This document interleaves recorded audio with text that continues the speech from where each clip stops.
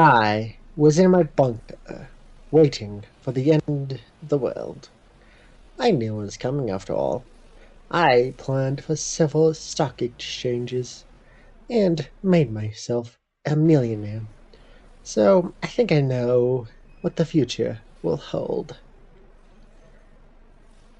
I knew realistically I should be scared, frightened, but I was beyond excited. The bunker was completed with several state-of-the-art machineries that even a Monday apartment complex would be jealous of, like a gym, a record player, a pinball machine, and several more contraptions that would make the middle-class peasants jealous.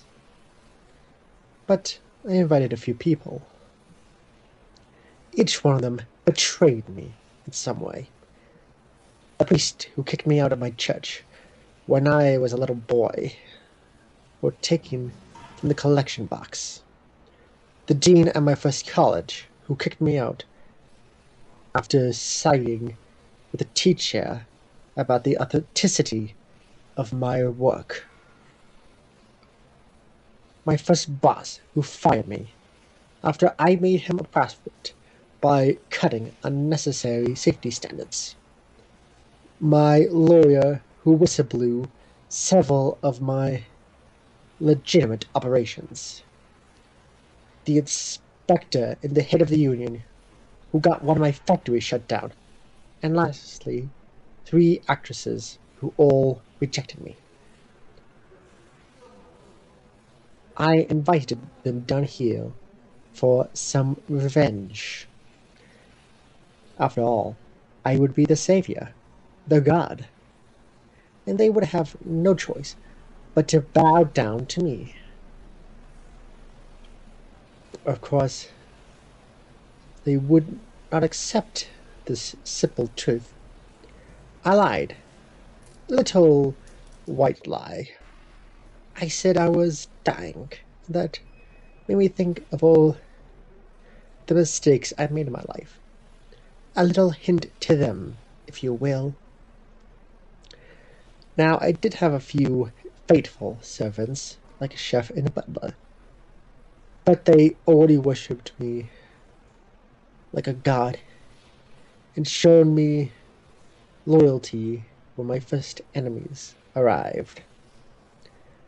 After a round of drinks and food, I told them everything. It was delightful to see their faces,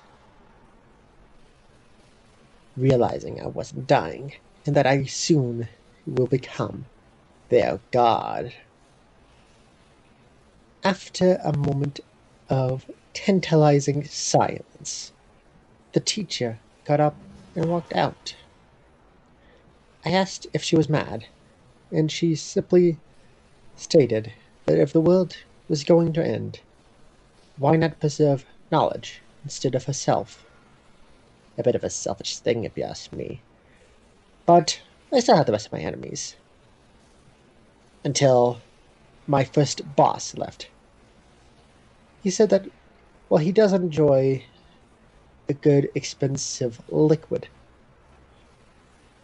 He would rather share one last drink with his family instead of staying here listening to strangers and a psychopath for the rest of his life. I was assaulted, taken back by this. But luckily, I was not the only one who thought he was mad. Once the food and drinks died down, my backstabbing lawyer and one of my actresses left. They thanked me for introducing them and said that they would like to start a family. I reminded them and pointed out all the evidence that the world was going to end. And what they said was incredible. The end of the world is the best time to start a family. This is when I realized my enemies were lunatics. At least the next actresses had brains of some kind, as they stayed for 6 hours. But right before bed, they decided that it would be safer out there than in here. I'm not sure how giant monsters, nuclear waste, and collapsing buildings is somehow safer. But at least their brains worked for 6 hours, which is pretty rare for an actress. I woke up after a nice sleep and teased the remaining peasants. For breakfast, I made a specific order to get a full plate of food, while everyone else would only get a single hash brown to remind them of their place. After breakfast, I ordered them to do manual labor for the upkeep of the bunker. And ironically enough, this is when the head of the union left, stating that I get some sort of thrill out of misery. I think he gets a thrill out of my misery. But that's beside the point. I decided to busy myself by sorting my various collections. I saw the inspector and the dean playing chess and using my recorder without permission. I stormed over there at once and knocked over the chessboard. The two of them were upset. I simply told them they left my things and that they should not touch them. They argued that it's the end of the world and we need to share, like some sort of communist hippies. As I was cleaning my things up, the butler probably should have been cleaning, I heard the dean talking to the inspector. That if the end of the world is here, it probably would be best to go up and assist in the manual labor shortages. The dean had a brain and argued that he was no good at physical labor. But there's always a place for bureaucracy. I tethered them and said that there would be no such thing as bureaucracy without paper, and that there's no one there to help. But they insisted that somewhere someone built a bunker, that they would need more help than me. They insisted that the government might have had a bunker for the army, and that if there is a disaster, that they would set out patrols to rescue civilians. Ridiculous. But that's what they thought as they left. Now it was just me, my faithful servants, and the priest. The priest was not one who wanted to leave. This was smart of him. Unfortunately, he annoyed me. He kept going on and on about how I was being blasphemous for referring to myself as a god, and that it was not right for me not to open my heart. After the 500th time of him trying to convince me not to refer to myself as God. I got enough. I kicked him out. He may learn his lesson in the nuclear waste. It was a rather disappointing 2 days, but I still had my faithful servants. I'm sure the end of the world will be pleasant with them. These feelings changed in the morning of the third day, when I woke up to something peculiar.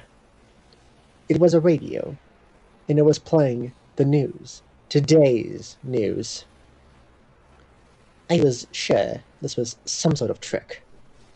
After all, there isn't supposed to be a day for the news to commentate on. I called for some breakfast, but none came. So I listened to the illusions. After an hour, I heard something that made my stomach sick.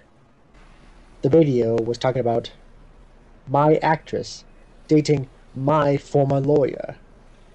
At that point, I realized it wasn't a trick, and that I was wrong about the end of the world. I suppose my faithful servants realized that beforehand, and placed it here to tell me. I almost felt proud for them, until I went to the door. It was locked. I checked, I hit it, I rattled it, I punched it, but it still wouldn't open. I banged and banged, but it still did not open. That's when my faithful servants revealed themselves to be my worst enemies. The afternoon in their quarters, I found a note. It stated that they were sick of my abuse, and that they felt underpaid. They didn't like the tight living conditions. And after realizing that the end of the world wasn't real, they had enough. They were going home to see their families. They took some of my money and then locked me down here to deal with the consequences of my own actions. It was rubbish. I was tricked by thieves.